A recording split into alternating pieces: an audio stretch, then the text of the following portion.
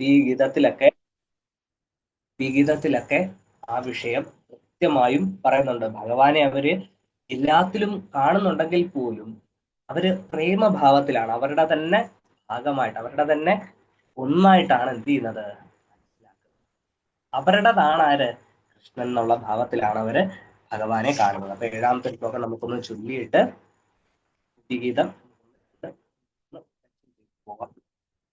അപ്പം 7ാമത്തെ ശ്ലോകം ഒന്ന് ചൊല്ലി നോക്കാം. അപഗത വിരഹ വ്യഥാസ്തധാതാ യസി വിധായ ദധാത തത്വബോധം പരമസുഖചിദാത്മകോഹമാത്മേ യുദയതു വഃ സ്ഫുടമേവ ചേതസീതി. ആണ് 7ാമത്തെ ശ്ലോകം. ഹരേ കൃഷ്ണ. ആരെങ്കിലും 2-3 മാതാജിമാരൊന്ന് ചൊല്ലി നോക്കിയോളൂ. ഹരേ കൃഷ്ണ. അപഗത വിരഹ വ്യവസ്ഥദാത രഹസ്യ വിദായ ദദാത തത്വബോധം പരമസുഖചിദാത്മകോഹമാത്മേ ദയദ്വാസ്ഫുടമേവ ചേതസീതി. ഹരേ കൃഷ്ണ. ഹരേ കൃഷ്ണ പ്രഭു. അവസാനത്തെ ഹരേ കൃഷ്ണ പ്രഭു, ഒരു മിനിറ്റ്. അപ്പം ആ 3ാമത്തെ വരിയില് പരമസുഖചിദാത്മകോ ഹമാത്മേതെന്ന് ഒരു ത് ഉണ്ട്. അപ്പൊ താഴത്തേതിൽ എന്ത് വരും, ഉദയതു വസ്ഫുടമേവ ചേതസീതി. അപ്പം ത് മൂളി കൊടുത്തു കഴിഞ്ഞാൽ, അല്ലെങ്കിൽ തീ മൂളി കൊടുത്തു കഴിഞ്ഞാൽ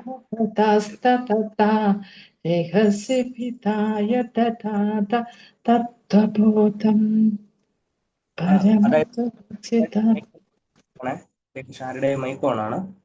പരമസുഖ ചിദാത്മകോ ഹമാത്മേതി ഉദയതു വസ്ഫുടമേവ ചേതസീതി. അത് മനസ്സിലായോ? മുകളിലൊരു തീ കൊടുത്തു കഴിഞ്ഞാൽ താഴെ എന്താവും, ഉരുവ. അപ്പം ട്യൂ എന്നുള്ളത് ആയിട്ട് മാറും. ഹരേ കൃഷ്ണ. ഹരേ കൃഷ്ണ പ്രഭു. വായിക്കട്ടെ. വിചാരിക്കും.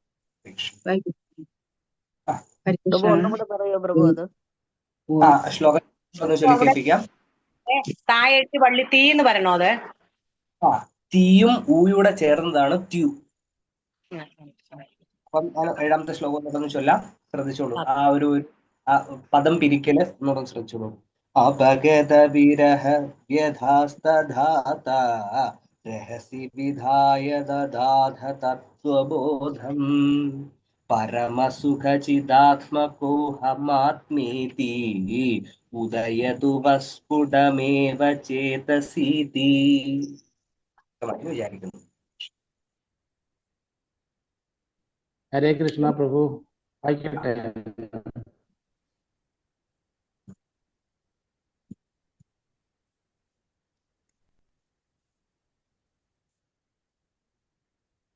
ചൊല്ലട്ടെ പ്രഭു. ഹരേ കൃഷ്ണ. അപഗത വിരഹ വ്യഥാസ്തധാത രഹസ്യ വിധായ ദദാത തത്വബോധം പരമസുഖചിദാത്മകോഹം മാത്മേതി ഉദയതു വാസ്ഫുടമേവ ചേതസീതി. ഹരേ കൃഷ്ണ. ഹരേ കൃഷ്ണ. അപഗത വിരഹ വ്യഥാസ്തധാത രഹസ്യ വിധായ ദദാത തത്വബോധം പരമസുഖചിദാത്മകോ ഹമാത്മേതി ഉദയതു വാസ്ഫുടമേവ ചേതസി. ഹരേ കൃഷ്ണ പ്രഭു. വായിക്കട്ടെ. ഓം നമോ ഭഗവതേ വാസുദേവായ. അപഗത വിരഹ വേദാസ്തദാത രഹസ്യ വിധായ ദദാത തത്വബോധം പരമസുഖചിദാത്മകോ അഹമാത്മേ ഉദയതു വസ്ഫുടമേവ ചേതസീതി. ഹരേ കൃഷ്ണ പ്രഭു. ഹരേ കൃഷ്ണ പ്രഭു. വായിക്കട്ടെ പ്രഭു. അപഗത വിരഹ വേദാസ്തദാത രഹസ്യ വിദായ ദദാത തത്വബോധം പരമസുഖചിദാത്മകോഹമാത്മേതി ഉദയതു വാ സ്ഫുടമേവ ചേതസീതി. ഹരേ കൃഷ്ണ. ഹരേ കൃഷ്ണ. ഹരേ കൃഷ്ണ അപ്പോ പ്രഭു. അഭഗത വിരഹ വ്യഥാസ്തദാഥാ രഹസി വിദായ ദദാഥ തത്വബോധം പരമസുഖചിതാത്മകോഹമാത്മേതി ഉദയതു വസ്ഫുടമേവ ചേതസീതി. ഹരേ കൃഷ്ണ. അപ്പോ നമുക്ക് ചൊല്ലിക്കൊള്ളു. ഇനി ആരാ? ഹരേ കൃഷ്ണ പ്രഭു. ഹരേ കൃഷ്ണ. ഓം നമോ ഭഗവതേ വാസുദേവായ.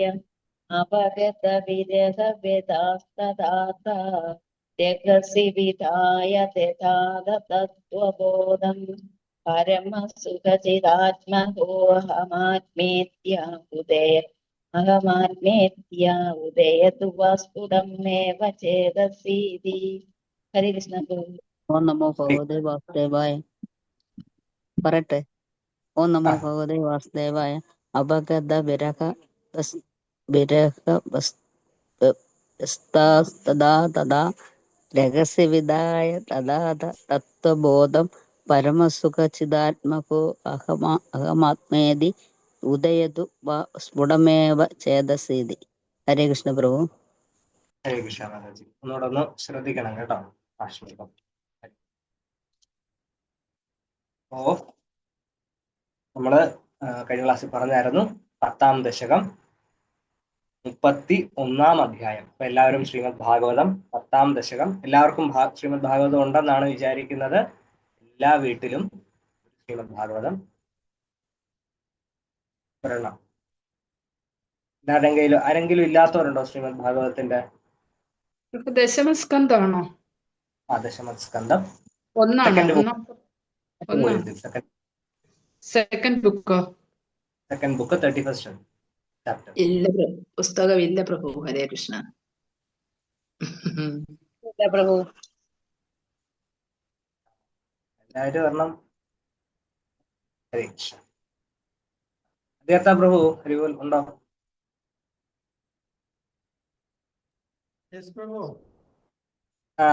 അപ്പം അധ്യാത്ത പ്രഭുവായിട്ട് എല്ലാവരും ഒന്ന് കോണ്ടാക്ട് ചെയ്യുക. അപ്പം നമുക്ക് 18 ബുക്കുകളുണ്ട്. അപ്പം കുറേശ്ശെ എനിക്കൊന്ന് ഇൻസ്റ്റാൾമെന്റ് ആയിട്ടൊക്കെ അതിനുള്ള സജ്ജീകരണമൊക്കെ ഒരു വർഷം കൊണ്ട് അടച്ചു തീർന്നാൽ മതി. ഞങ്ങൾ പറഞ്ഞിട്ടുണ്ട്. അപ്പൊ എല്ലാവരും നമുക്കിപ്പം ഭഗവത്ഗീത എല്ലാവർക്കും പേഴ്സണലി ഒരെണ്ണം ഉണ്ടാവണം. ശ്രീമദ് ഭാഗവത് ഒരു വീട്ടിൽ ഒരു 18 ബുക്ക് ഒരു സെറ്റ് എല്ലാവരുടെയും കയ്യിൽ ഉണ്ടാകണം എന്നാണ്. എല്ലാവരും ഒരു 12 ക്യാൻഡോസ് ആണുള്ളത്. ബുക്കായിട്ടാണ് നമുക്കുള്ളത്.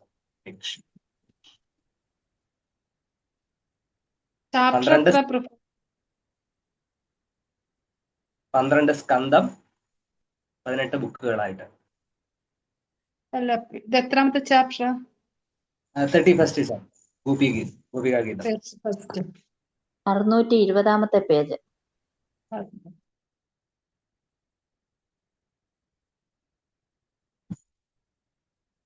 എടുത്തതെല്ലാരും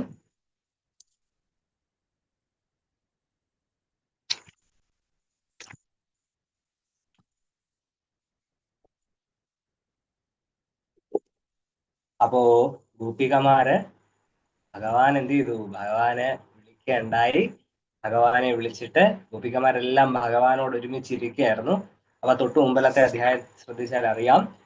ഗോപികമാരെന്ത് ചെയ്തു? വിചാരിച്ചു, ഈ ദേവന്മാർക്ക് പോലും കിട്ടാത്ത എത്ര വലിയ ഭാഗ്യമാണ് ഗോപികമാരായ ഞങ്ങൾക്ക് ലഭിച്ചിരിക്കുന്നത്. അപ്പോ ഞങ്ങൾക്ക് അതിനകത്തിൽ ഒരു എന്താ പറയാ, ഒരു പ്രൈഡിന് എന്താ പറയാ, അഭിമാനം, ഒരു മിഥ്യാഭിമാനം എന്ത് ചെയ്തു അവർക്ക് ഉണ്ടായി.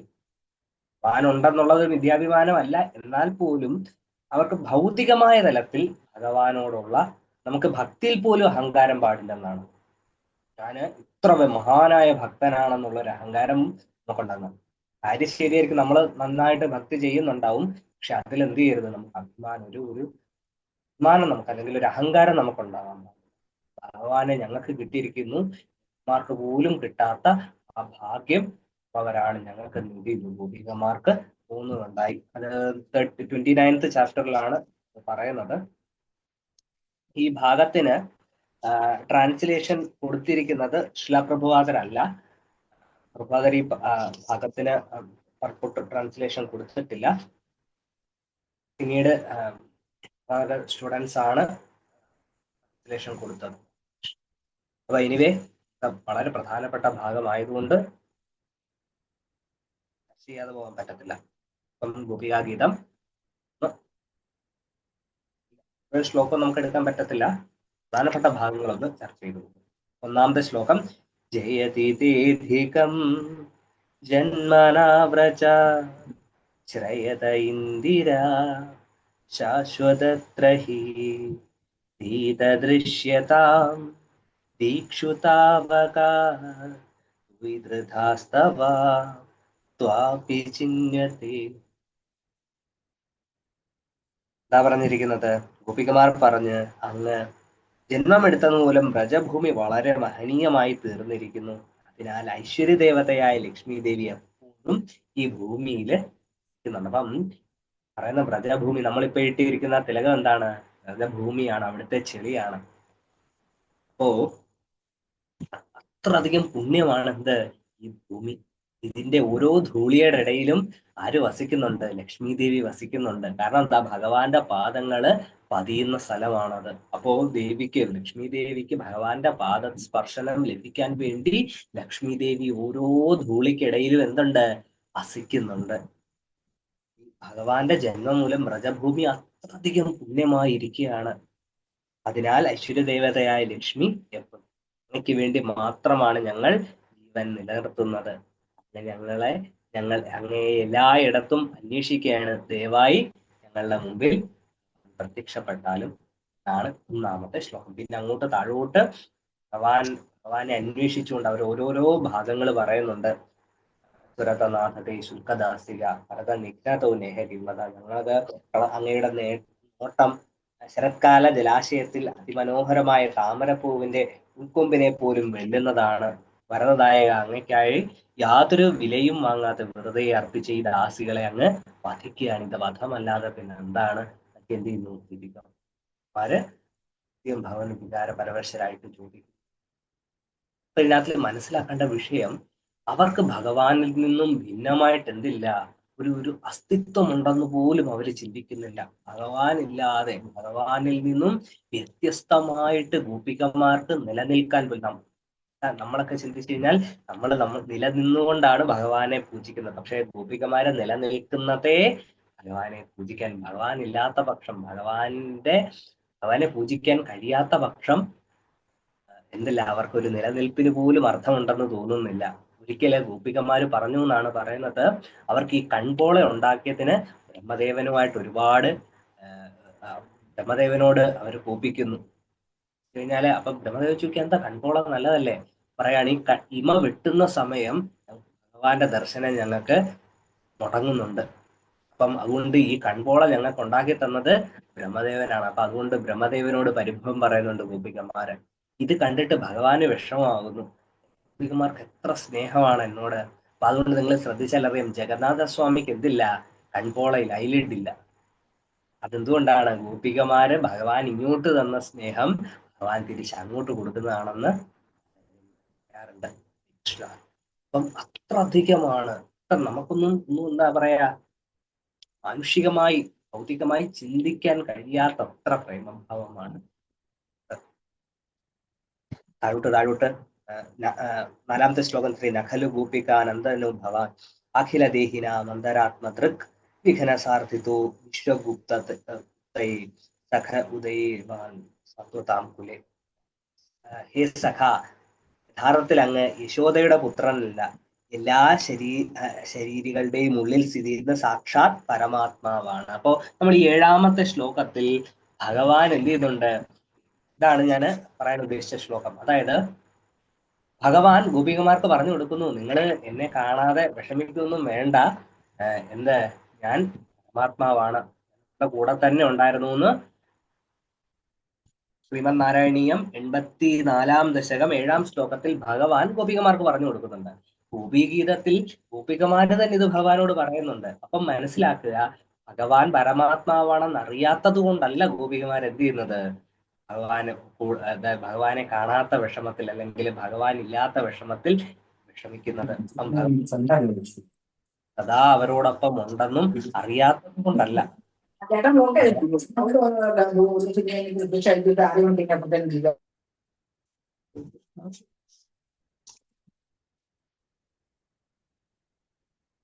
അപ്പോ ഭഗവാൻ പരമാത്മാവാണെന്ന് അറിയാതെയല്ല അവരുടെ വിഷമം. അവരുടെ വിഷമം എന്താണ്? ഭഗവാനുമായിട്ടുള്ള ഭഗവാൻ അങ്ങോട്ട് കൊടുക്കുന്ന സ്നേഹം, ഭഗവാനെ പൂജിക്കാൻ സാധിക്കുക. അപ്പം മനസ്സിലാക്കുക, സഗുണഭക്തി അഥവാ നിർഗുണഭക്തിയല്ല, സഗുണഭക്തിക്കാണ് എന്ത് പ്രാധാന്യം കൊടുക്കുന്നത്. ഗുണബ്രഹ്മത്തിനെ അഥവാ ബ്രഹ്മചൈതന്യത്തിനെ, ബ്രഹ്മപ്രകാശത്തിനോടുള്ള പൂജയോ സ്നേഹമോ അല്ല, ഭഗവാനോടുള്ള ഭഗവത് പൂജയോടുള്ള ഭഗവത് ദാസിമാരായി നിന്നുകൊണ്ട് ഭഗവാനെ പൂജിക്കുക.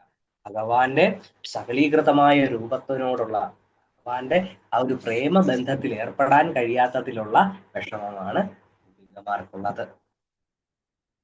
കൂടാതെ ഇങ്ങോട്ട് വരുന്ന സമയം 9-ാമത്തെ ശ്ലോകം. തവ കഥാമൃതം തപ്തജീവനം കവിഭിരീഡിതം കൽമഷാപഹം ശ്രവണമംഗളം ശ്രീമതാതതം വിഗൃഹന്തിയേ ഭൂരിതാ ജനാ. അങ്ങയുടെ വാക്കുകളാകുന്ന അമൃതവും അങ്ങയുടെ ലീലകളുടെ വിവരണവും ഭൗതിക ലോകത്തിൽപ്പെട്ട് ഉടലുന്നവർക്ക് ജീവനം നൽകുന്നവയാണ്. പണ്ഡിതരും ചിന്തരും വർണ്ണിക്കുന്ന ഈ ചരിതങ്ങൾ കേൾക്കുന്നവരുടെ പാപങ്ങൾ നശിച്ച് അവർക്ക് സർവമംഗളങ്ങളും പ്രദാനം ചെയ്യുന്നു. ആത്മീയശക്തി നിറഞ്ഞ ഈ കഥകൾ ലോകമെങ്ങും പരക്കുന്നു. അങ്ങനെ ഭഗവത് സന്ദേശങ്ങൾ പ്രചരിപ്പിക്കുന്നവർക്ക് ഏറ്റവും ഉദാരമതികളാണ്. അപ്പൊ ആലോചിച്ച് നോക്കിയേ, ഭഗവാന്റെ കഥകൾ കേൾക്കുക പോലും അത്ര പ്രാധാന്യമാണ്, അത്ര ശ്രേഷ്ഠമാണ്. ആ പ്രചരിപ്പിക്കുന്നവർക്ക് പോലും, കഥ കേൾക്കുന്നവർക്കും ഗുണമാണ്, ഗുണമാണ്. അപ്പോൾ മനസ്സിലാക്കാതെ ആ വാക്കുകളാകുന്ന അമൃതവും അങ്ങയുടെ ലീലകളുടെ വിവരണങ്ങളും ഭൗതിക ലോകത്തിൽപ്പെട്ട് ഒഴുകുന്നവർക്ക് ജീവനം നൽകുന്നതാണ്. അപ്പം നമ്മൾ പലതരം ദുഃഖത്തിൽ പെട്ട് സങ്കടങ്ങളും പ്രശ്നങ്ങളും അനുഭവിക്കുന്നവരാണ്. അപ്പോൾ നമ്മളെ സംബന്ധിച്ച് ഭഗവാന്റെ കഥകൾ കേൾക്കുക, ഭഗവാന്റെ ഭക്തിയിൽ ഏർപ്പെടാൻ കിട്ടുന്ന വളരെ കുറച്ച് സമയം, നമ്മൾ ചിലപ്പം ദിവസം 1 മണിക്കൂർ നാമം ജപിക്കാനായിട്ട് ഏകദേശം 2.5 മണിക്കൂർ, 16 അല്ലെ 2.5 മണിക്കൂർ, അല്ലെങ്കിൽ പിന്നെ ക്ലാസ്സിനായിട്ട് 1 മണിക്കൂർ, വളരെ കുറച്ച് സമയമാണ് എന്ത് നമ്മൾ ഭഗവത് ഭക്തിക്ക് വേണ്ടിയിട്ട് ചെലവാക്കുക. അപ്പോ ഇത്രയും സമയമെങ്കിലും ചെലവാക്കുന്ന വളരെ കുറച്ച് സമയമെങ്കിലും ആത്മാർത്ഥമായിട്ട് ചെലവാക്കുകയാണെങ്കിൽ ഭഗവാൻ ഉദാരമതിയാണ്. ഭഗവാന് തന്റെ സേവകനാകാൻ യാതൊരു മടിയും ഇല്ലാത്തവനാണ്. അവൻ ദിവസം 24 മണിക്കൂർ ഞാൻ കൊടുത്തിട്ട് അവൻ 3 മണിക്കൂറാണ് 4 മണിക്കൂറാണ് ഭക്തിക്ക് ചെലവാക്കിയുള്ളൂ എന്ന് വിചാരിക്കുന്നവനല്ല.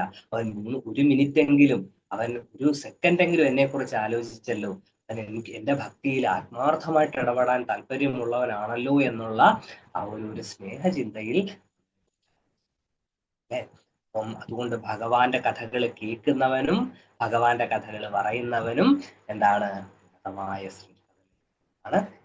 നവകഥാമൃതം തത്വജീവനം, എല്ലാ കൽമഷങ്ങളെയും അപഹരിക്കുന്നവനാണ്. അപ്പൊ നമുക്ക് താഴോട്ട് 9-ാമത്തെ ശ്ലോകം വരെ നമ്മൾ ചർച്ച ചെയ്തു. താഴോട്ടുള്ള ഗോപികാഗീതം ദശകം ഒന്ന് തീർക്കണമെന്നുണ്ട്. അതുകൊണ്ട് ബാക്കി നാരായണീയം കണ്ടിന്യൂ ചെയ്യാം. എന്നിട്ട് ബാക്കി നമുക്ക് സമയം ഉണ്ടെങ്കിൽ നമുക്ക് ഗോപികാഗീതം അല്ലെങ്കിൽ തുടർന്നുള്ള ക്ലാസ്സിൽ എപ്പോഴെങ്കിലും നമുക്ക് എടുക്കാം. പോർഷൻ എനിക്ക് തീരണമല്ലോ, അതില്ലെങ്കിൽ ആര്യ പ്രഭു ശരിയാകും. അപ്പൊ നമുക്ക് 8-ാമത്തെ ശ്ലോകത്തിലോട്ട് നമുക്ക് പോവാം. അപ്പം ശ്രീമന്നാരായണീയം 8-ാമത്തെ ശ്ലോകം എന്നോട് വാക്കുകളുടെ അർത്ഥം പദം പിരിക്കലെന്ന് പറഞ്ഞുതരാം. പുരാ, പണ്ട് വൃന്ദാവനത്തിൽ ഇരുന്നപ്പോൾ ഉദ്ധവ ഉദ്ധവരുടെ ഉപദേശങ്ങൾ കേട്ടതിനാൽ വിയോഗ, അങ്ങേ പിരിഞ്ഞുള്ള സങ്കടം, സുഖരസ പരിമിശ്രിത കിമപി അഭവത്, അല്പം സുഖം കലർന്നതായി മാറിയിരുന്നു. സുഖ രസ പരിമിശ്രിത കിമപി അഭവത്, ഏതോ സുഖം അല്പസുഖം കലർന്നതായി മാറിയിരിക്കുന്നു. അമുത പരം തു, അതിനാൽ ഇപ്പോൾ അങ്ങേ നേരിട്ട് കണ്ട് ഉപദേശം കേട്ടതിന് ശേഷം താസാം ഭവത് വിചിന്ത, അവർക്ക് അങ്ങയെക്കുറിച്ചുള്ള ചിന്ത പരമസുഖ ഐക്യമയി സമഭവത്, പരമാനത്തിൽ അരിഞ്ഞു ചേർന്ന ഭാവമായി മാറിയിരിക്കുന്നു. അതാണ് 8ാമത്തെ ശ്ലോകം. 8ാമത്തെ ശ്ലോകം നമുക്ക് പാരായണം ചെയ്യാം. സുഖരസ പരിമിശ്രതോ വിയോഗ കിമപി പുരാ ഭവദുദ്ധവോപദേശൈ സമഭവദമുത പരം തു താസാം പരമസുഖൈക്യമയി ഭവദ്വിചിന്ത. ഇതാണ് 8ാമത്തെ ശ്ലോകം. അർത്ഥം എന്താ പറയുന്നത്? കണ്ണാ, പണ്ട് ഉദ്ധവർ വന്ന് ഉപദേശിച്ചപ്പോൾ ഗോപികമാരുടെ വിരഹ ദുഃഖത്തിന് അല്പം ശമനം ലഭിച്ചിരുന്നു. എന്നാൽ ഇപ്പോൾ അങ്ങയെ നേരിട്ട് കാണുകയും അങ്ങയുടെ അമൃതവാണി കേൾക്കുകയും ചെയ്തതോടെ അവർ അങ്ങയെക്കുറിച്ചുള്ള ഓർമ്മ കേവലം സങ്കടമല്ല, മറിച്ച് പരമാനന്ദം നൽകുന്ന ഒന്നായി മാറി. അവരെപ്പോഴും അങ്ങയോട് ചേർന്നിരിക്കുന്ന ഭാവം അവർക്ക് അങ്ങേ ലഭിച്ചിരുന്നു. അപ്പം ഗോപികമാരും ഭഗവാനും ഇൻസെപ്പറബിളുമാണ്. വെച്ച് കഴിഞ്ഞാൽ അവരെ ഒരിക്കലും വേർപെടുത്താൻ കഴിയത്തില്ല. ഭഗവാൻ എവിടെ ഉണ്ടെന്ന് ചോദിച്ചു കഴിഞ്ഞാൽ രാധാറാണിയുടെ ഹൃദയത്തിലുണ്ടെന്നും, രാധ എവിടെ ഉണ്ടെന്ന് ചോദിച്ചു കഴിഞ്ഞാൽ ഭഗവാന്റെ ഹൃദയത്തിൽ നിന്നും. അവര് രണ്ടുപേരും എന്താ വേർപിരിക്കാൻ കഴിയത്തില്ല. അപ്പം ഗോപികമാരെ സംബന്ധിച്ച് എല്ലാം ഭഗവാനാണ്. ഓരോ ദിവസവും അവര് ജീവിക്കുന്നത് ഭഗവാന് വേണ്ടി. ഒരു നിമിഷവും അവരുടെ നിലനിൽപ്പ് തന്നെ ഭഗവാന്റെ ചിന്തയിലാണ്. അപ്പൊ അങ്ങനെയുള്ളവർക്ക് ഭഗവാനെ കണ്ടപ്പോൾ ഭഗവാനിൽ നിന്ന് അവർക്ക് അമിതമായ ഭഗവാനിൽ നിന്നും പുതിയതായിട്ട്, അഥവാ അപരിചിതനായ ഒരു വ്യക്തിയെ കാണുന്നത് പോലല്ല അവർക്ക് തോന്നിയത്. അതുകൊണ്ട് തന്നെ അവർക്ക് ദുഃഖമുണ്ടായില്ല. എന്നാൽ ഭഗവാന്റെ ദർശനം ലഭിച്ചു കഴിഞ്ഞപ്പോൾ ആനന്ദത്തിന്റെ പരമമായ തീവ്രതയിലേക്ക് പോയിന്ന് ഈ 8ാമത്തെ ശ്ലോകത്തിൽ പറയുന്നു. സുഖപരിമിശ്രതോ വിയോഗ കിമപി പുരാ ഭവദുദ്ധവോപദേശ. അപ്പൊ ഉദ്ധവർ എന്ത് ചെയ്യുന്നുണ്ട്? മാരോട് പറയുന്നുണ്ട്. ഉദ്ധവഗീതയൊക്കെ ഉണ്ട്, ഉദ്ധവര് ഉപദേശിക്കുന്നുണ്ട്. ഇപ്പം സമഭവതോ മുത പരം തു താംസാം പരമസുഖൈക്യമയി ഭവദ്വിചിന്ത. അപ്പം ഭഗവാന്റെ രഹസ്യം ഉദ്ധവരിൽ നിന്ന് കേട്ടവരായതുകൊണ്ട് എന്തില്ല, ഒന്നും തന്നെ ഭഗവാന്റെ ചിന്തയില് ഭഗവാനെ കുറിച്ച് മാത്രം ആലോചിച്ചുകൊണ്ടിരിക്കും. രാധാറാണിയെ കുറിച്ച് പ്രത്യേകം പറഞ്ഞു കഴിഞ്ഞാല് നമ്മൾ പലരും ചോദിക്കും, രാധാറാണി മറ്റൊരാളെ വിവാഹം കഴിച്ചല്ലോ, അല്ലെങ്കിൽ ഭഗവാനെ അല്ലല്ലോ വിവാഹം കഴിച്ചത്, രാധയും കൃഷ്ണനും തമ്മിലുള്ള വിവാഹം നടന്നില്ലല്ലോ എന്നൊക്കെ ചിലപ്പോൾ ആളുകൾ സംശയം ചോദിക്കാറുണ്ട്. പക്ഷെ അതങ്ങനല്ല. ഭഗവാനും രാധാറാണിയും തമ്മിലുള്ള വിവാഹം എന്ത് ചെയ്യുന്നുണ്ട്? നടക്കുന്നുണ്ട്. ബ്രഹ്മദേവനായിരുന്നു സ്വയം യജ്ഞാചാര്യനായിട്ടൊക്കെ വന്നിരുന്നത്. എന്നാൽ ഭഗവാൻ കടന്നു പോകുന്ന സമയം ഭഗവാന്റെ നിഴലിനെ ഭഗവാന്റെ ശരീരത്തിൽ നിന്നും വേർപെടുത്തി രാധയ്ക്കായി കൊടുത്തിട്ടാണ് എന്ത് ചെയ്യുന്നത്? ഭഗവാൻ പോകുന്നത്. അല്ലെങ്കിൽ തന്നെ ആലോചിച്ച് നോക്കിക്കഴിഞ്ഞാൽ അറിയാം, രാധാറാണിയുടെ തലം, അതായത് ഈശ്വരീയമായ ആ ഒരു തലത്തിൽ നിൽക്കുന്ന രാധയെ സംബന്ധിച്ച്, അതായത് പ്രകൃതി പുരുഷ തലത്തിൽ നിൽക്കുന്ന സംബന്ധിച്ച് പുരുഷനായി കാണാൻ കഴിയുന്ന ഏക വ്യക്തി ആരാണ്? ഭഗവാൻ മാത്രമാണ്. റാണിയാണ് സർവപ്രകൃതിക്കും കാരണമായി നിൽക്കുന്നവള്. എല്ലാത്തിൻ്റെയും ഉദ്ഭവം, പ്രപഞ്ച വികാസത്തിന്റെയും സർവദേവിമാരുടെയും വികാസത്തിന് ആദിമൂലശക്തിയാണ് ആര്? രാധ. എല്ലാ ലക്ഷ്മിമാരും രാധയിൽ നിന്നാണ് ഉണ്ടാകുന്നത്. അപ്പം ആ രാധാറാണിയെ സംബന്ധിച്ച് ഏക പുരുഷൻ ആരാണ്? ഭഗവാൻ മാത്രമാണ്. ബാക്കി എല്ലാം എന്താണ്? സ്ത്രീയാണ്, അല്ലേ? അപ്പോ വൃന്ദാവനത്തിൽ നിൽക്കുന്ന സമയം, ഭൂമിയിൽ വരുന്ന സമയം ഭഗവാനല്ലാതെ വേറെ ഏത് പുരുഷനെയാണ് രാധ കാണുക? അപ്പൊ രാധയെ വിവാഹം കഴിക്കാന് പുരുഷന് മാത്രമല്ലേ സാധിക്കത്തുള്ളൂ. അപ്പൊ ബാക്കിയെല്ലാം, രാധയെ സംബന്ധിച്ച് ബാക്കിയെല്ലാം എന്താണ്? സ്ത്രീയാണ്. ഞാനും സ്ത്രീയാണ്, നിങ്ങളും സ്ത്രീയാണ്, പീതാംബര പ്രഭു, ആദികർത്ത പ്രഭുവും എല്ലാം, ഞാനും, എല്ലാവരും എന്താണ്? സ്ത്രീകളാണ്. നമ്മളെല്ലാം പ്രകൃതിയുടെ ഭാഗമാണ്, അല്ലേ? നമ്മുടെ ഈ ശരീരം, നമ്മൾ കഴിക്കുന്ന അന്നം എല്ലാം എന്താണ്? പ്രകൃതിയാണ്. അപ്പൊ നമ്മളെല്ലാം എന്താണ്? രാധയെ സംബന്ധിച്ച് സ്ത്രീ. അപ്പം ഭഗവാൻ മാത്രമാണ് എന്ത്? ഭഗവതാ ആദിപുരുഷ മാത്രമാണ് ആദിപുരുഷൻ. രാധയെ സംബന്ധിച്ചില്ല. മാത്രം ഭഗവാൻ, രാധയെ സ്വന്തമാക്കാൻ യോഗ്യനായ ഒരേ ഒരു വ്യക്തി ഭഗവാൻ. അപ്പം 8ാമത്തെ ശ്ലോകാരെങ്കിലൊക്കെ ഒന്ന് ചൊല്ലി നോക്കൂ. ഹരേ കൃഷ്ണ. ചെല്ലട്ടെ പ്രഭു. സുഖരസ പരിമിശ്രിതോ വിയോഗ കിമപി പുരാ ഭവദുദ്ധവോപദേശേ സമഭവതമുദ പരന്തു താസാം പരമസുഖൈ ഐക്യമയി ഭവതി ചിന്ത. ഹരേ കൃഷ്ണ. ഹരേ കൃഷ്ണ പ്രഭു. ഹരേ കൃഷ്ണ. സുഖരസ പരിമിശ്രിതോ വിയോഗ കിമപി പുരഭാവ ഉദ്ധവോപദേശേ സമഭവതമുദ പരം ദുതാസാം പരമസുഖൈക്യമയി ഭവതി ചിന്ത. ഹരേ കൃഷ്ണ. ഹരേ കൃഷ്ണ പ്രഭു.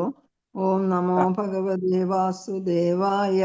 സുഖരസപരിമിശ്രിതോ വിയോഗ കിമപി പുരഭാവ ഉദ്ധവോപദേശേ സമഭവതു മുദ പരമം തുതാസാം പരമസുഖ ആഖ്യാമയി ഭവതി ചിന്ത.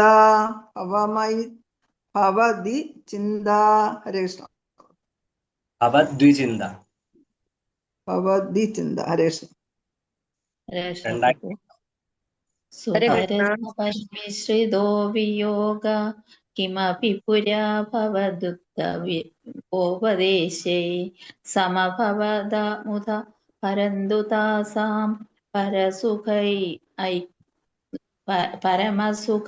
ഐക്യമയി ഭവദ്വചിന്ത. തരാം. ക്ലിയർ ആയില്ലെന്ന് തോന്നുന്നു എല്ലാവർക്കും. ഒന്നുകൂടെ ശ്രമിച്ചു.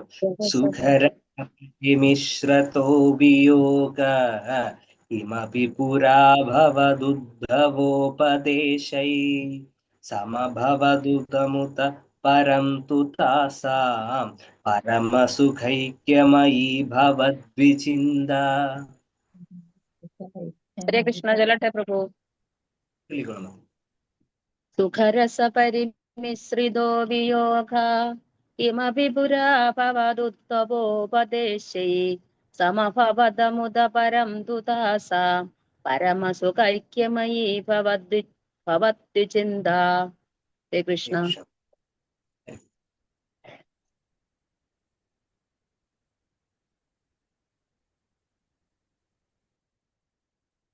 ഓക്കെ, നമുക്കപ്പോ 9ാമത്തെ ശ്ലോകത്തിലേക്ക് പോവാം. ശ്രദ്ധിച്ചോളൂ. പദങ്ങൾ പിരിക്കാം.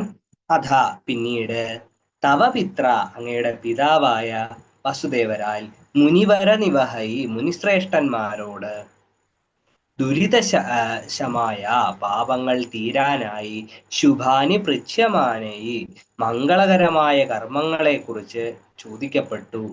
ത്വയിസതി സാക്ഷാൽ ഭഗവാനായ അങ്ങ് മകനായി അടുത്തു നിൽക്കുമ്പോൾ കിം ഇതം ശുഭ അന്തര ഇതി വേറെ എന്ത് പുണ്യകർമ്മമാണ് വേണ്ടതെന്ന് ഉരുഹസിതൈ അപി ആ മുനിമാർ ഉറക്കെ ചിരിച്ചുവെങ്കിലും തഥാ അസൗ യാചിത അന്ന് വസുദേവരെ കൊണ്ടവർ യാഗം ചെയ്യിപ്പിച്ചു. അതാണ് 9ാമത്തെ ശ്ലോകം. മുനിവര നിവഹൈസ്തവാധപിത്ര ദുരിതശമായ ശുഭാനി പൃച്ഛമാനൈ ത്വയിസതി കിമിദം ശുഭാന്തരൈരി ചുരുഹസിതൈരപി യാചിതസ്തദാസൗ. അർത്ഥം: സമന്തപഞ്ചകത്തിൽ വെച്ച് വസുദേവർ അവിടെ എത്തിയ മുനിമാരോട് തന്റെ പാപങ്ങൾ തീരാൻ എന്ത് പുണ്യകർമ്മമാണ് ചെയ്യേണ്ടതെന്ന് ചോദിച്ചു. സാക്ഷാൽ നാരായണൻ സർവീശ്വരനായ ശ്രീകൃഷ്ണൻ എന്റെ മകനായ കൂടെയുള്ളപ്പോൾ നിനക്ക് എന്ത് പാപമാണുള്ളതെന്ന് ചിരിച്ചുകൊണ്ട് മുനിമാർ വസുദേവരോട് ചോദിച്ചു. എങ്കിലും ലോകമര്യാദ പാലിച്ച് വസുദേവർ വലിയൊരു യാഗം ചെയ്തു. അപ്പം വസുദേവരെന്ത് ചോദിച്ചു? ഈ ദോഷങ്ങളൊക്കെ തീരാൻ എന്താ ചെയ്യേണ്ടതെന്ന് ചോദിച്ചു. അപ്പോ അവരെന്തു പറഞ്ഞു? സാക്ഷാൽ ഭഗവാനാണ് അങ്ങയുടെ പുത്രൻ, അങ്ങക്ക് എന്ത് ദോഷം സംഭവിക്കാനാണെന്ന് ചിരിച്ചുകൊണ്ട് ചോദിച്ചു. എന്നാലും പക്ഷേ എന്ത് ചെയ്തു? ഒക്കെ മര്യാദകൾ പാലിച്ചുകൊണ്ട് വസുദേവര് വിനയപൂർവ്വം എന്ത് ചെയ്തു? യാഗങ്ങൾ ചെയ്യാൻ തയ്യാറാകുകയുണ്ടായി സമന്ത പഞ്ചകത്തിൽ വെച്ച്. അപ്പൊ അതാണ് 9ാമത്തെ ശ്ലോകം. മുനിവര നിവഹൈസ്തവാധപിത്ര ദുരിതശമായ ശുഭാനി പൃച്ഛമാനൈ ദ്വൈസതി കിമിദം ശുഭാന്തരൈരി തുരുഹസിതൈരപി യാചിതസ്തദാസൗ. ഒന്ന് ചൊല്ലി നോക്കിയോളൂ മാതാജിമാരെ. ഹരേ കൃഷ്ണ. ഹരേ കൃഷ്ണ. മൂന്നാമത്തെ വരി ഒന്നുകൂടി ചൊല്ലി കേൾപ്പിച്ചേ. ശ്ലോകം മുഴുവനായിട്ട് ഒന്നുകൂടെ ചൊല്ലി നോക്കാം. അപ്പൊ നിങ്ങൾക്ക് ഇതുപോലെ എന്തെങ്കിലും ക്ലിയർ ആയില്ലെങ്കിൽ പിന്നെയും ചോദിക്കാട്ടോ. എത്ര തവണ വേണമെങ്കിലും ചൊല്ലിത്തരാം. ക്ലിയർ ആവാത്ത ശ്ലോകം ക്ലിയർ ആക്കി പോണം. എനിക്കറിയത്തില്ല നിങ്ങൾക്ക് ഏതാണ് മനസ്സിലാവാത്തത്. അപ്പൊ നിങ്ങൾക്ക് ക്ലിയർ ആകുന്നിടം വരെ പറഞ്ഞിട്ട് എനിക്ക് യാതൊരു ബുദ്ധിമുട്ടില്ല. ചോദിച്ചാൽ മതി. 9ാമത്തെ ശ്ലോകം. മുനിവര നിവഹൈസ്തവാധപിത്ര ദുരിതശമായ ശുഭാനി പൃച്ഛമാനൈ തുയി സതി കിമിദം ശുഭാന്തരൈരി. അപ്പം അതിനകത്ത് നിങ്ങൾക്ക് സംശയം ഉണ്ടാവാനുള്ള കാര്യം, ശുഭാന്തരൈരി തീന്ന് എന്താ ഒരു തീയുണ്ട്. ആ തീയെ നമ്മൾ തൊട്ട് താഴോട്ട് എടുത്തിട്ട് തീയും ഊയൂടെ ചേർത്തിട്ട് ത്യൂ എന്നാണ് താഴത്തെ അക്ഷരം നമ്മൾ വായിക്കുക. അപ്പം തുയി സതി കിമിദം ശുഭാന്തരൈരി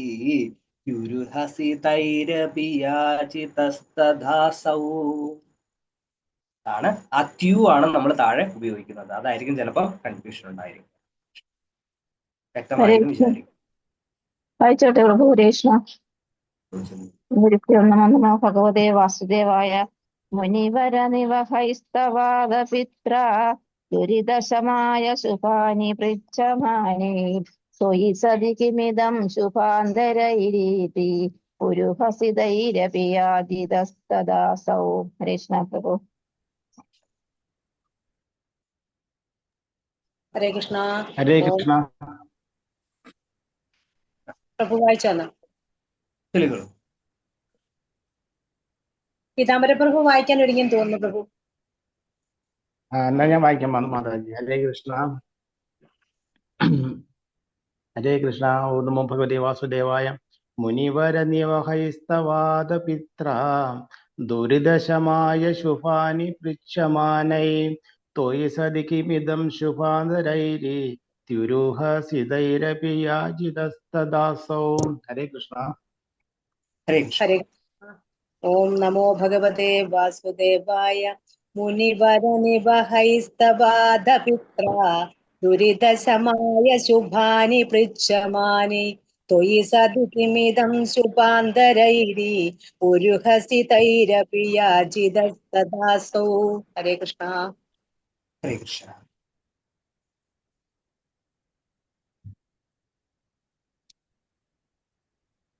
നമുക്ക് 10ാമത്തെ ശ്ലോകത്തിലേക്ക് പോവാം.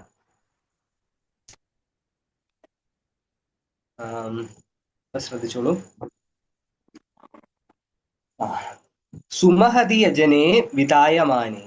വളരെ വലിയ ആ യാഗം നടന്നുകൊണ്ടിരിക്കുമ്പോൾ, വാസുദേവരെ നടത്തിയ ആ വലിയ യാഗം നടന്നുകൊണ്ടിരിക്കുമ്പോൾ പ്രമുദിത മിത്രജനെ, സന്തോഷവന്മാരായ സുഹൃത്തുക്കളോടൊപ്പം യദുജനമഹിതാ ഗോപ, യാദവന്മാരാൽ ബഹുമാനിക്കപ്പെട്ട ഗോപന്മാർ 3 മാസം മാത്രം 3 മാസത്തോളം കാലം പുരേവ പണ്ട് വൃന്ദാവനത്തിൽ ഉണ്ടായിരുന്നത് പോലെ ഭവത് അനുഷംഗരസം ഭേജു, അങ്ങയോടൊപ്പമുള്ള സ്നേഹസുഖം 3 മാസക്കാലം, ആ യാഗം നടക്കുന്ന 3 മാസക്കാലം യാദവരും പ്രജവാസികളായ ഗോപന്മാരും ചേർന്ന് എന്ത് ചെയ്തു? ഒരുമിച്ച്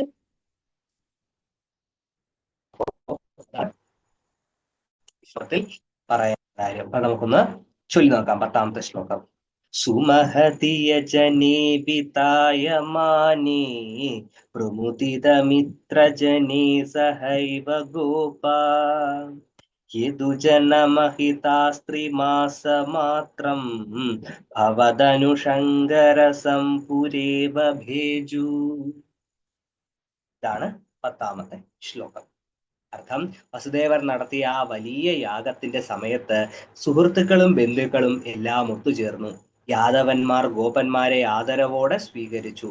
ഏതാണ്ട് 3 മാസത്തോളം കാലം ആ സന്ദർഭത്തിൽ എല്ലാവരും ഒത്തുണ്ടായിരുന്നു. പണ്ട് വൃന്ദാവനത്തിൽ കഴിഞ്ഞിരുന്നതുപോലെ കൃഷ്ണനോടൊപ്പം സമയം ചെലവഴിക്കാൻ സാധിച്ചതിൽ ഗോപന്മാർ അത്യധികം സന്തോഷമാണ് 10ാമത്തെ ശ്ലോകത്തിന്റെ അർത്ഥം.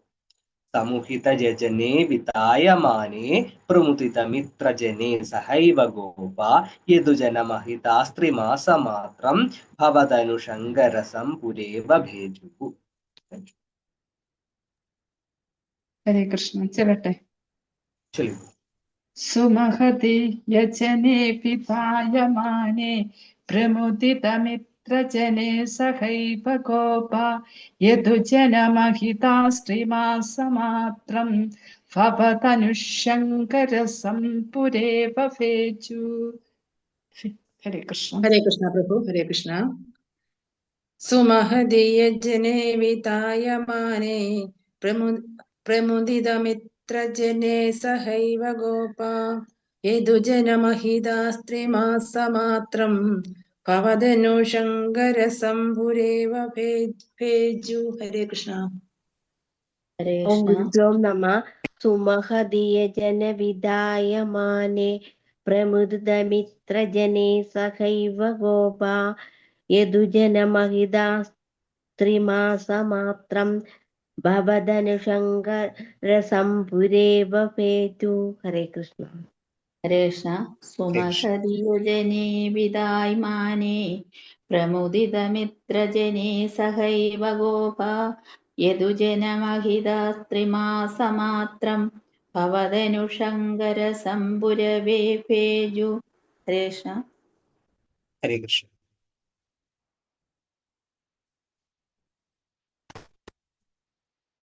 വായിച്ചോ?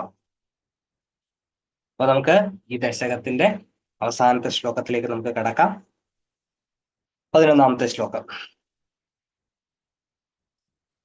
വ്യപഗമ സമയേ, എല്ലാവരും പിരിഞ്ഞു പോകേണ്ട സമയം വന്നപ്പോൾ, രാധാം സമേത്യ, രാധയുടെ അരികിൽ ചെന്ന്, ദൃഢം ഉപഗുഹ്യ, ദൃഢമായി ആലിംഗനം ചെയ്തിട്ട്, വീതഖേദാം നിരീക്ഷ്യ, അവൾ ദുഃഖമില്ലാത്തവളാണെന്ന് കണ്ട്, പ്രമുദിത ഹൃദയ, സന്തോഷം നിറഞ്ഞ ഹൃദയത്തോടുകൂടി, പുരം പ്രയാത, അങ്ങ് ദ്വാരകയിലേക്ക് മടങ്ങിപ്പോയി. പവനപുരേശ്വര, ഗുരുവായൂരപ്പ, മാം ഗതേഭ്യ പാഹി, എന്റെ രോഗങ്ങളിൽ നിന്ന് എന്നെ രക്ഷിച്ചാൽ. അപ്പം മേൽപ്പത്തൂരന്റെ എല്ലാ ദശകങ്ങളുടെയും അവസാനത്തെ ശ്ലോകം എന്താ ഒരു അപേക്ഷയായിരിക്കും ഉണ്ടാവുക, എന്താ അദ്ദേഹത്തിന്റെ രോഗങ്ങള് സുഖപ്പെടുത്തണേ, സുഖമാക്കി തരണേ എന്നുള്ളത്. അപ്പം അതുപോലെ അദ്ദേഹം ഈ ദശകത്തിന്റെ അവസാനത്തെ ശ്ലോകത്തിലും ഇത് തന്നെയാണ്. എന്ത്, ഇതിപ്പം ദശകം എന്ന് പറയാൻ കഴിയില്ല, ഏകാദശം എന്ന് പറയേണ്ടി വരും. കാരണം എന്താ, ഇതിനകത്തില് 11 ശ്ലോകങ്ങളുണ്ട്. പക്ഷെ എന്നാലും പൊതുവിൽ നാരായണീയത്തിന്റെ എല്ലാ അധ്യായങ്ങളെയും നമ്മൾ ദശകം എന്നാണ് പറയുക. അപ്പം ഈ ദശകത്തിന്റെയും 11ാമത്തെ അവസാനത്തെ ശ്ലോകത്തിൽ അദ്ദേഹം ഭഗവാനോട് എന്താ പറയുന്നത്, രാധാറാണി എന്തായിരുന്നു, യാതൊരു ദുഃഖവും ഭഗവാനിൽ നിന്നും ഇൻസെപ്പറബിൾ ആയതുകൊണ്ട് രാധയെ സംബന്ധിച്ച് എന്തില്ല, ഒരു ദുഃഖവും ഉണ്ടായിരുന്നില്ല. അപ്പോ അതേപോലെ തന്നെ രാധ എപ്രകാരം ഭഗവാനിൽ നിന്നും വിഭിന്നയായി ഇരിക്കുന്നത് കൊണ്ട് ദുഃഖമില്ലാത്തവളാകുമ്പോ, അതേപോലെ എന്റെ രോഗത്തിൽ നിന്നും എന്നെ വിമുക്തനാക്കിയിട്ട് അനുഗ്രഹിക്കണേ ഭഗവാനെ എന്നുള്ളതാണ് ആരുടെ, മേൽപ്പത്തൂരിന്റെ പ്രാർത്ഥന. 11ാമത്തെ ശ്ലോകം ചൊല്ലി നോക്കാം. വ്യപഗമ സമയേ സമേത്യ രാധാം ദൃഢമുപഗുഹ്യ നിരീക്ഷ്യ വീതഖേദാം പ്രമുദിത ഹൃദയ പുരം പ്രയാത പവനപുരേശ്വര പാഹി മാം ഗതേഭ്യ. ഇതാണ് 11ാമത്തെ ശ്ലോകം. 3 മാസത്തെ ഒത്തുചേരലിന് ശേഷം എല്ലാവരും മടങ്ങി പോകാൻ തയ്യാറായി. പോകുന്നതിന് മുമ്പ് അങ്ങ് രാധയെ പോയി കണ്ടു. അങ്ങയുടെ ഉപദേശം കൊണ്ട് രാധയുടെ വിരഹ ദുഃഖമെല്ലാം മാറിയിരുന്നു. രാധ സന്തോഷവതിയാണെന്ന് ഉറപ്പായപ്പോൾ അങ്ങയ്ക്കും സമാധാനമായി. ആ സന്തോഷത്തോടെ അങ്ങ് ദ്വാരകയിലേക്ക് മടങ്ങി. ഈ ഗുരുവായൂരപ്പ, അപ്രകാരം എന്നെയും ഈ രോഗങ്ങളിൽ നിന്നും വിമുക്തനാക്കി സന്തോഷവാനാക്കണമേ എന്ന് മേൽപ്പത്തൂരിന്റെ പ്രാർത്ഥന. 11ാമത്തെ ശ്ലോകം. അപ്പോ ഈ ഒരു പ്രാർത്ഥനയോടുകൂടി, അപ്പം വളരെ പ്രധാനപ്പെട്ട ഒരു ഭാഗമാണ് എന്ത് ചെയ്തത്, ചർച്ച ചെയ്തത്. ഭഗവാന്റെ രാധാ പുനഃസംഗമം ചർച്ച ചെയ്തു. ഹരേ കൃഷ്ണ. അപ്പം 11ാമത്തെ ശ്ലോകം ചൊല്ലി നോക്കിയോളൂ. ഹരേ കൃഷ്ണ. വ്യപഗമ സമയേ സമേത്യ രാധാം ദൃഢമുപഗുഹ്യ നിരീക്ഷ്യ വീതഖേദാം പ്രമുദിത ഹൃദയ പുരം പ്രയാത പവനപുരേശ്വര പാഹി മാം ഗതേഭ്യ. ഹരേ കൃഷ്ണ. ഹരേ കൃഷ്ണ പ്രഭു. വ്യപഗമ സമയേ സമേത്യ രാധാം ദൃഢമുപഗുഹ്യാം നിരീക്ഷ്യ വീതഖേദാം പ്രമുദിതഹൃദയാ പുരം പ്രയാത പവനപുരേശ്വരാ പാഹി മാം ഗദേഭ്യ. ഹരേ കൃഷ്ണ പ്രഭു. ഹരേ കൃഷ്ണ. കൃഷ്ണ പ്രഭു. വ്യാപകമസമയേ സമേത്യാരാധാം ദൃഢമുപഗുഹ്യ നിരീക്ഷ്യ വീതഖേദാം പ്രമുദിതഹൃദയപുരം പ്രയാധ പവനപുരേശ്വര പാഹി മാം ഗദേഭ്യ. ഹരേ കൃഷ്ണ. ആദ്യത്തെ വാക്ക് വ്യപഗമ എന്നാണ്. അതായത് മറ്റ് എല്ലാങ്ങളിലേക്ക് പോകേണ്ട സമയമായപ്പോൾ വ്യപഗമ സമയേ, അതാണ് ആദ്യത്തെ വാക്ക്. ഹരേ കൃഷ്ണ. ഹരേ നമ്മളൊക്കെ കൃഷ്ണ. എല്ലാം ഹരേ കൃഷ്ണ. ചെറിയ മിസ്റ്റേക്കുകൾ ഞാൻ ചൊല്ലിക്കൊള്ളും. ഹരേ കൃഷ്ണ. വ്യപഗമ സമയേ സമേത്യ രാധ ദൃഢമുപഗുഹ്യ നിരീക്ഷ്യ വീതഖേദാം പ്രമുദിത ഹൃദയ പുരം പ്രയാത പവനപുരേശ്വര പാഹി മാം ഗദേഭ്യ. ഹരേ കൃഷ്ണ. ഹരേ കൃഷ്ണ.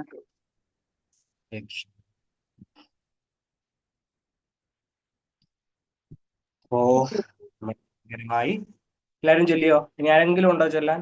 എല്ലാവരും ചൊല്ലി നോക്കിയോളൂ. ഹരേ കൃഷ്ണ പ്രഭു. ചെല്ലു മാതാജി. മാതാജി പറഞ്ഞിട്ട് പറയാം. പറയുന്നില്ലേ? ഓം നമോ ഭഗവതേ വാസുദേവായ. വ്യപഗമ സമയേ സമേത്യരാധ ദൃഢമുപഗുഹ്യ നിരീക്ഷ്യ വീതഖേദാം പ്രമുദിത ഹൃദയ പുര പ്രയാതാം പവനപുരേശ്വര പാഹി മാം ഗദേഭ്യ. ഹരേ കൃഷ്ണ പ്രഭു.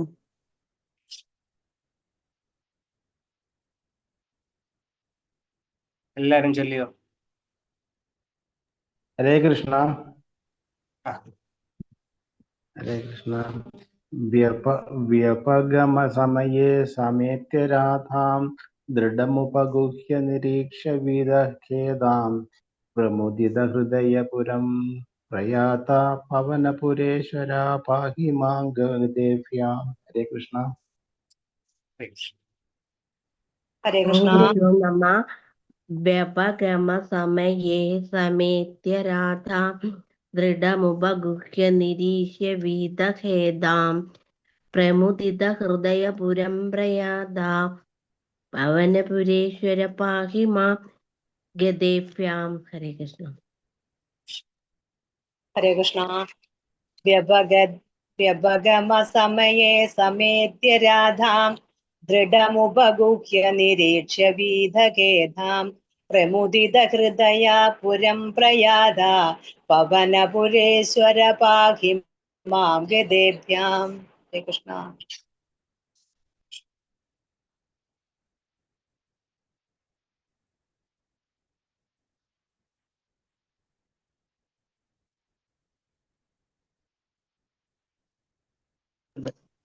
ഹരേ കൃഷ്ണ. താങ്ക് യു പ്രഭു. ഇന്ന് രാമജയന്തി ആയതുകൊണ്ട് ഇന്ന് കുറച്ച് തിരക്കായിപ്പോയി. പൂജ കഴിഞ്ഞപ്പോഴത്തേക്ക് പിന്നെ ഓടിയെത്താൻ പറ്റിയില്ല. ഹരേ കൃഷ്ണ. ഇന്ന് വന്നിട്ടുള്ള എല്ലാ ഭക്തജനങ്ങൾക്കും ശ്രീരാമചന്ദ്രമൂർത്തിയുടെ ജന്മദിനമാണ്. അതിന് ആ ഒരു കൃപയും